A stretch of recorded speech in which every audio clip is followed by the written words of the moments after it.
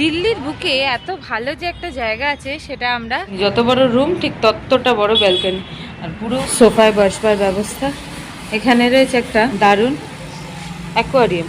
সামনে বেরোলে কিন্তু গাড়ি পাওয়া যায়, গাড়ি বুক করলে বা। আর আমাদের থাকবার জায়গাটা হচ্ছে ওই, এই যে আমাদের এটা ভেজ এলো, এটা ভেজ থালি, এটা নন ভেজ।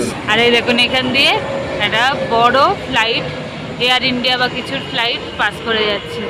আমরা মাত্র আধ ঘন্টায় পৌঁছে গেলাম ইন্ডিয়া গেট। এখানে একটা সিকিউরিটি ডোর মতো করা আছে, এখান দিয়ে ঢুকে যাচ্ছি আমরা। আমাদের রুমটা হচ্ছে ওই পাশে, 10 নম্বর রুম। যাত্রা শুরু রাজধানীর বুকে, খুব ভালো লাগছে। তাই দারুণ তেরঙ্গায় সেজে উঠলো ইন্ডিয়া গেট। নিউ দিল্লির short history, India Gate related ছোট্ট শহরে পা রাখলাম, আর যেটা কিনা ভারতের রাজধানী। প্রথমবার, এক্সাইটেড খুব, থাকবো একটা দুর্দান্ত জায়গায়। তো বেরোই এখান থেকে, তারপর বাকি কথা হচ্ছে। টাইমেই পৌঁছে গেলাম, এটা আরো ভালো লাগছে। এখানে লিফট, এসকালেটার, স্টেয়ারকেস, এই 3 রকম অপশান অ্যাভেলেবেল। আর ওই 7 নম্বর প্ল্যাটফর্মের দিকটা হচ্ছে মেট্রো স্টেশন সরাইকালে খান নিজামুদ্দিন। আর এই একদিকে বেরোবো আমরা 1 নম্বর প্ল্যাটফর্মের দিকে, ওইটা হচ্ছে মেন এক্সিট, এন্ট্রান্স সব কিছু, বাস ক্যাব রোড আর কি। আমরা এই হজরত নিজামুদ্দিন থেকে বেরিয়ে গেলাম, ঘড়িতে বাজছে 12টা 21। এখানে টোটো তো রয়েছে, কিন্তু মেনলি প্রিপেড ট্যাক্সি বুথ রয়েছে একদম সামনে বেরিয়ে। আর আমরা অটো লাইনে দাঁড়িয়েছিল, সেখান থেকে পেয়ে গেলাম নিয়ে। এখন এই বেরিয়ে যাচ্ছি স্টেশন থেকে আমাদের থাকবার জায়গার উদ্দেশ্যে। ছোট অটো, পেছনে মা, আমি, বাবা, তার পেছনে লাগেজ রাখবার জায়গা আছে, এই ছোট ব্যাগ ঢুকে যাবে। এইভাবেই এখন যাত্রা শুরু রাজধানীর বুকে, খুব ভালো লাগছে, সত্যিই তাই।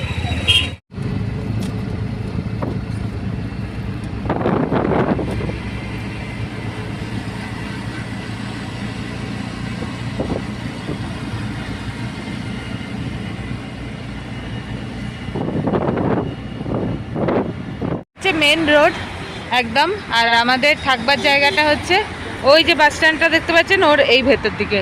এটাই হচ্ছে বাইরের ক্যাম্পাসটা, এর ভেতরটাই হচ্ছে। এই গেটটা বন্ধ থাকে, ওই পাশে গেট দিয়ে এন্ট্রি। আর দেখুন কত ব্যস্ততম শহর, এই জায়গাটা আর কি ব্যস্ততম। আর ওপর দিয়ে একটা ওভারব্রিজ রয়েছে, আর নিচ দিয়ে এরকম সারাক্ষণ গাড়ি যাতায়াত করছে। নয়াদিল্লির বুকে আমরা রয়েছি, আমাদের থাকার জায়গাটা আপনাদেরকে দেখাচ্ছি। আমরা এবার ঢুকবো এখন, আর তার পাশেই বাস স্টপ, মাল এখানে নামিয়ে দেবে আপনাদের। 764 বাসটা নামালো, সেখান থেকে হেঁটে ওই সামনেই হচ্ছে, এই যে গাড়িটা দাঁড়িয়েছে তার সামনেটাই হচ্ছে। জাস্ট কত 20 মিটারও নয় মনে হয়, 10-12 পা হাঁটলেই পৌঁছে যাবেন একদম স্টেশনে মেন গেটে। আর এই হচ্ছে সম্পূর্ণ ক্যাম্পাসটা। এখানটা দেখি রাখি, সামনে বেরোলে কিন্তু গাড়ি পাওয়া যায়, গাড়ি বুক করলে বা কিছু। তবে উবের অটো, উবের ক্যাব আর কি, দুটোই খুব ভালো পাওয়া যায় এখান থেকে। আমরাই চলে এলাম রিসেপশনে, এখানে সব এন্ট্রি করে এবার আমরা যাব আমাদের রুমে। এখানে অনেকগুলো রুম আছে, অনেক টাইপের রুম আছে। আমরা কোন রুমটা নিচ্ছি, কী কী ফেসিলিটিস রয়েছে, চেক ইন চেক আউট সমস্ত কিছু আপনাদেরকে একে একে জানাবো। রুমের সামনে এই লনে বসবার ব্যবস্থা রয়েছে, ভারী সুন্দর করে সাজানো জায়গাটা। এখানে দেখিয়ে রাখে, ওইখানে সিসিটিভিও রয়েছে। তো চলুন এবার আমাদের রুমে। এটা হচ্ছে 12 নম্বর রুম, ডাস্টবিন দেওয়া রয়েছে। আর 11 আমাদের রুমটা হচ্ছে ওই পাশে, 10 নম্বর রুম। এখানে 8, 9 সব রয়েছে। এবার আমি রুমটায় ঢুকি।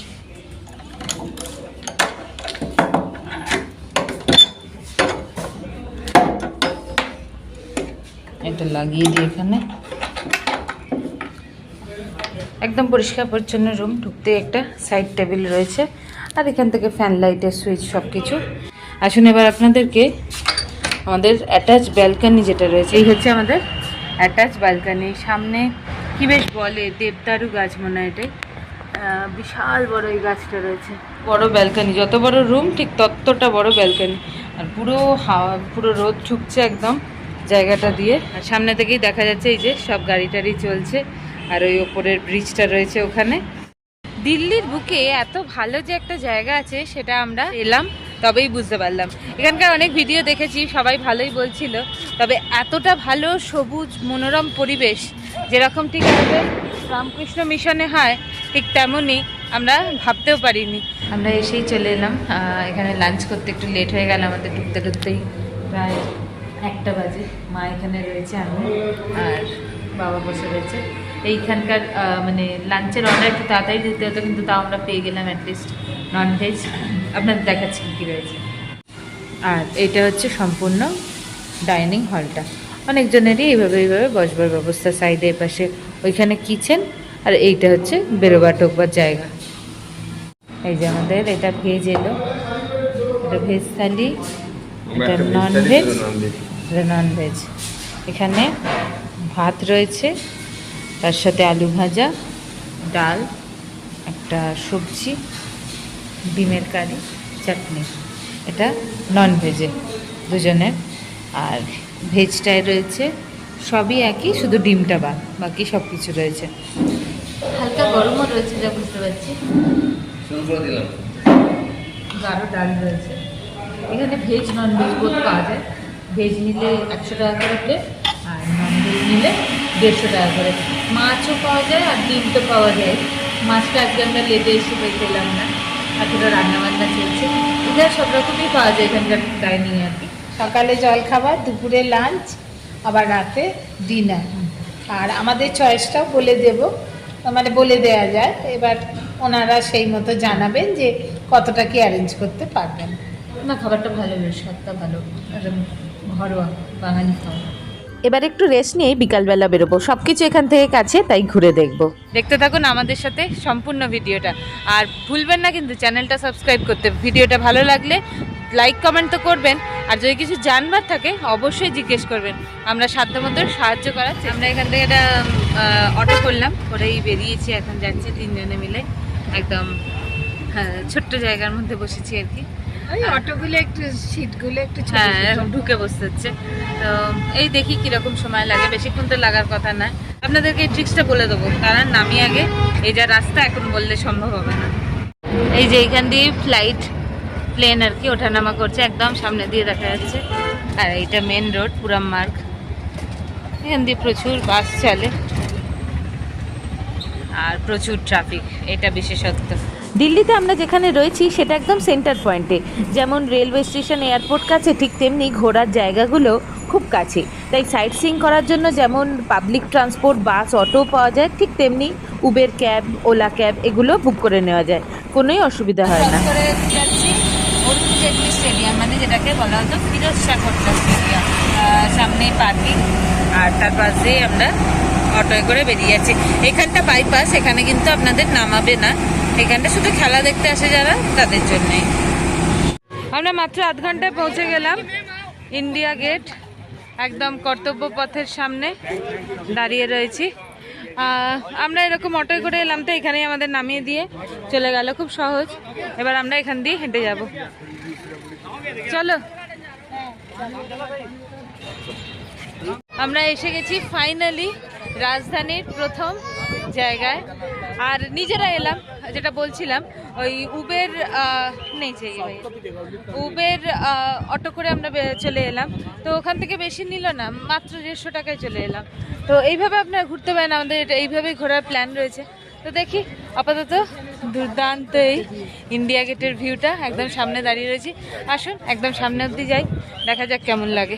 এখানে একটা সিকিউরিটি ডোর মতো করা আছে, এখান দিয়ে ঢুকে যাচ্ছি আমরা। এখানে বসবারও ব্যবস্থা রয়েছে, আর আরেকবার সিকিউরিটি চেকিং পেরিয়ে যাচ্ছি আমরা ওই আন্ডারপাসের ওখানে। আমরা দাঁড়িয়ে রয়েছি একদম ইন্ডিয়া গেটের সামনে। সামনে ফটোগ্রাফার এবং মানে যারা ফটো তুলছে তাদের ভিড়।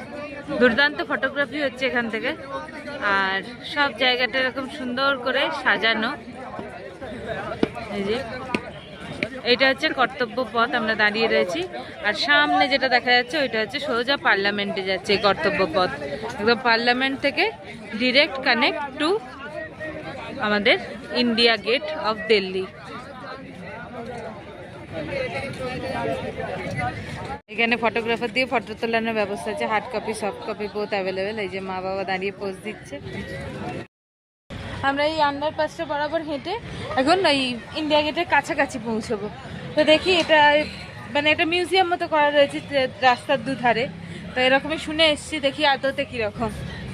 এগুলো দিয়ে এখানে বেশি না, 10-20 করে সিঁড়ি আছে, আবার র্যাম্পও রয়েছে যারা আসতে পারবেন না বা হুইল চেয়ার আছে তাদের জন্য। তারপর হচ্ছে এইটা আন্ডারপাস, এই বরাবর হেঁটে যেতে হবে। এই যে সবাই যাচ্ছে। কর্তব্য পথে রিডেভেলপমেন্ট প্রপোজাল, কোথায় কোনটা হবে এগুলো সব এখানে লেখা রয়েছে। নিউ দিল্লির short history, India Gate related সমস্ত কিছু এখানে রয়েছে। এই এসে আমরা চলে যাচ্ছি ইন্ডিয়া গেটের দিকে, অপোজিটটা বিজয় চক। এখান দিয়ে একটুখানি এরকম র্যাম্প মতো রয়েছে, তারপর আবার 10-20 সিঁড়ি। ব্যাস পৌঁছে গেলাম আমরা একদম ইন্ডিয়া গেটের কাছে। বাস পেরিয়ে চলে এলাম একদম ইন্ডিয়া গেটের সামনে। এইবার আসছে আসল ভিউটা, প্রপার ইন্ডিয়া গেট, আর পেছনে নেতাজির ওই সুদৃশ্য মূর্তি। সবটা একদম সুন্দর দেখা যাচ্ছে। আর ফটো তোলার আদর্শ জায়গা ওখানটা তো ছিলই, সেটা কিন্তু ফটোগ্রাফারদের লেন্সে। তবে আমাদের মোবাইল ক্যামেরায় কিন্তু এই জায়গাটা হচ্ছে বেস্ট জায়গা। তাই যারা বাইপাস হয়ে চলে যাবেন, তারা যেমন ওই রোডটা ধরে যাবেন, তারা তো একটু স্লো করবে গাড়িটা, ট্যুরের গাড়ি, তখন দেখতে পাবেন। কিন্তু আমাদের মতো যারা আসবেন এখানে আলাদা করে ট্যুরের পার্ট হিসেবে নামবেন, তাদের জন্য কিন্তু কোনো অসুবিধা নেই। ভারী সুন্দর একটা জায়গা, আর ফটো উঠবে দুর্দান্ত। কর্তব্য পথ, যেটা আগে পরিচিত ছিল রাজপথ নামে, 2 কিলোমিটার বিস্তৃত রাষ্ট্রপতি ভবন থেকে ইন্ডিয়া গেট নয়াদিল্লি অবধি। এটার ডিজাইন হয়েছিল 1920 সালে, আর ইন্ডিয়া গেট 1931 সালে প্রতিষ্ঠিত 42 মিটার উচ্চতা সম্পন্ন ওয়ার মেমোরিয়াল হয়ে রয়েছে আজও। দারুণ সুন্দর একটা জায়গা। কোর্টে এলাম একটুখানি চা স্ন্যাক্স করতে। যে মা বাবা আমি তিনজনেই চা নিয়ে নিয়েছি ফার্স্টে, আর একটু সামোসা, মানে দুটোই পড়েছিল, তাই দুটো সামোসাই খাবো এখন। চাটা খেয়ে দেখি। আদ্রাক সব কিছু দিয়ে ভালোই বানিয়েছে চাটা। এখানে অনেক কিছু পাওয়া যায়, মানে ব্রেকফাস্ট বা স্টার্টার স্ন্যাক্স টাইপের আর কি, সব অনেক কিছু পাওয়া যায়। ভালোই লাগলো বেশ জায়গাটা। একটু হেঁটে আসতে হলো, তারপরে এই ফুড কোর্টটা। যে এখন ঘড়িতে বাজছে 6:15, আলো জ্বলে উঠলো। যেহেতু সানসেট হয়ে যাচ্ছে, তাই দারুণ তেরঙায় সেজে উঠলো ইন্ডিয়া গেট। আর এদিকেও পুরো আলো দিয়ে সুন্দর করে সেজে উঠেছে।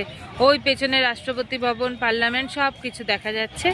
প্রচুর মানুষের তো ভিড় হয়েছে, তাই জায়গাটা দুর্দান্ত জমে উঠেছে। কিন্তু বিভিন্ন দেশের পতাকা এখানে উত্তোলন করা রয়েছে। ভারতের পতাকা আর একটা দেশের পতাকা এইভাবে।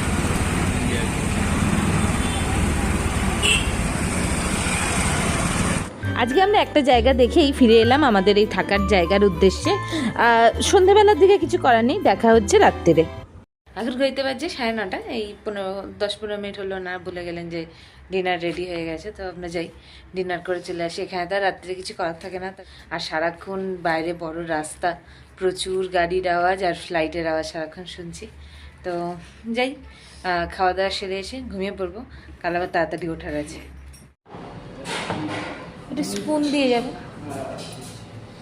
এই যে আজকে বাকিরা সবাই খেয়ে চলে গেছে, তারপরে আমরা এসেছি, তাই ফাঁকা ফাঁকা। আর এখানটার অ্যাম্বিয়েন্সটা এতটা ভালো না, ভারী সুন্দর জায়গাটা। পেছনে এই মনীষীদের সমস্ত ছবি দিয়ে পুরো ঘরটা সাজানো, আর সামনেই কিচেন। চলে এলো আমাদের রাত্রিরে ননভেজ ডিনার। আজকে ডিনার হচ্ছে চিকেন ডিনার। আজকে হচ্ছে চিকেন। এখানে ভাত নিয়েছি আমরা আজকে সবাই, ডাল, একটা সবজি, ঝুরি, আলু ভাজা, এই দিয়ে আজকে আমাদের ডিনার। তো আমরা এবার ডিনারটা করে নিই তাহলে।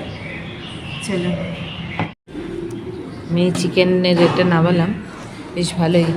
মা পেয়েছে লেগ পিস, বাবা পেয়েছে লেগ পিস, আর সবাই জেনে গেছে আমি লেগ পিস খাই না, তাই জন্য আমার আলু রয়েছে, আর এখানে একটা দুটো চিকেনের পিস রয়েছে, এটাও রয়েছে চিকেন। থালির ক্ষেত্রে একটা কথা বলে রাখি আপনাদের, ভাত, ডাল, তরকারি, সবজি, ভাজা সব কিছু কিন্তু রিপিটে আসে। আর একটা জিনিস, সকালে চাটনি থাকে, ডিনারে চাটনি থাকে না। তো আমাদের মানে ইচ্ছে হচ্ছিলো যদি একটু মিষ্টি পাওয়া যায়, তো এখানে তো পাওয়া যায় না, মানে এটা রাখলে ভালো হতো আর কি। মিষ্টি দিয়ে দিতে হবে। হ্যাঁ, তাহলে একটু আমাদের মতো বাঙালি মানুষ ভালোই লাগতো। তো ঠিক আছে, কিছু করার নেই। মোটামুটি খাবার দাবার তো ভালোই। আর আজকে আমাদের স্পেশাল রিকোয়েস্টে চিকেনও হয়ে গেছে, তো সব দিক দিয়ে দারুণ জমে গেছে আর কি। এবার ডিনারটা করে নিই। ডিনার চিকেনের পিসগুলো বেশ ভালো রয়েছে আর করেছে একদম ঘরোয়া, হালকার ওপর, ভারী সুন্দর লাগছে। বাকি কথা হচ্ছে কাল সকাল থেকে, কাল তাড়াতাড়ি উঠবো যেমন বলছিলাম, আর এই জায়গাটা সুন্দর করে ঘুরে দেখবো এবং আপনাদের দেখাবো। ওকে, টাটা। দিল্লিতে আমাদের থাকার ঠিকানার প্রথম পর্বের ভিডিওটা আজকে এই পর্যন্তই রাখলাম। এরপর এখানকার আরও অনেক পরিষেবা, সাথে এখান থেকে কি কি ঘুরে দেখে নেওয়া যায় সেই সব কিছু একটা ভিডিওয়ে বলতে গেলে অনেকটা বড় হয়ে যেত। তাই খুব শীঘ্রই আমরা ফিরে আসব দ্বিতীয় পর্ব নিয়ে। আমাদের এই ভিডিওটা ভালো লাগলে চ্যানেলটা সাবস্ক্রাইব করে পাশে থাকুন। পরবর্তী পর্বে আমাদের এই থাকার জায়গার সমস্ত বিবরণ, কিভাবে বুক করবেন, কি কি পরিষেবা পাবেন, আর ঠিক কতটা কাছে সমস্ত দর্শনীয় স্থান, সেই সব কিছু থাকবে। এবং কম খরচে দিল্লি শহরটা ঘুরে দেখবার ব্যবস্থা কি রয়েছে আমরা আমাদের অভিজ্ঞতা থেকে সেটা আপনাদের সাথে শেয়ার করে নেব। খুব বেশি দেরি করব না, ফিরে আসছি খুব শীঘ্রই, সঙ্গে থাকবেন।